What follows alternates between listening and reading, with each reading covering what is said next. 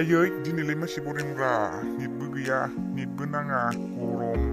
बेरायनोसो थांनायसो र' लिंहरनोसै आं सासेखौनो हेलौ सुना मा खालामदोंब्रा हेलौ नै दं ओरैनो बरिंथार माथो दिनै बेरायनो थांसै थ' दाहाय बोथोराबो दिनै जा मोजां बार खोलो खोलो बेरायनोसै आयै सुना जोंना दिनै आलासि फैयोनो खामानि मावनांगोन आंहा दानो रायजागोनसो नामाबा फै जायालै नोंजों गाबोन थांगोन दे होमबा ओं जागोन दे होमबा बाय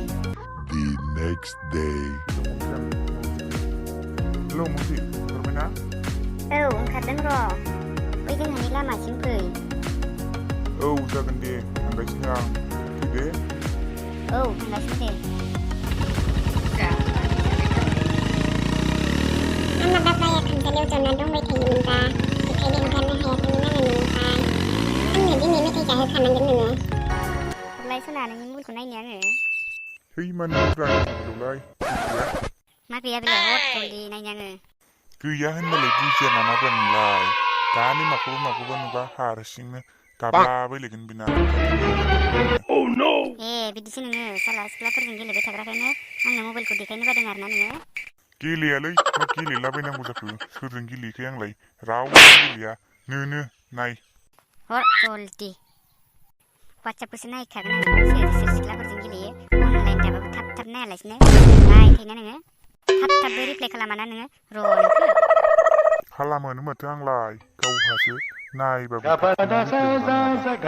नाम्बार गोदाना सोर बेलाय साला बेजोंनो गेलेबाय थाना आंनो थाब रिप्लाइ खालामा आरोना नोङो सोर बेलाय है लोगोसोलै सोर जालाबायनांगौ जाखो नों साला बेजोंनो गेलेबाय थाखायो आरोना बेखायनो आंनो थाब रिप्लाइ खालामा आरोना नोङो र' नोंखौ मिथिखादोंथ' आं है जालायबोलै बिना एसेखौनो माखौ दायो बेखायनो होनो बाखाथारदोंमोन आङो मबाइलखौनो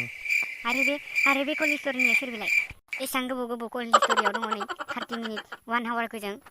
है लोगोआसो रायलायबायनायमोनलै मैया आं रायलायाखैथ' बियो आं रायलायनाय नङाथ'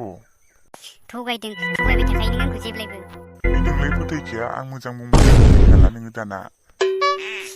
जाबाय दे आरो नोंखौ बिदि खालामबाय थाबाथाय डाइरेक्ट ब्रेकआपखा थुदो थांसै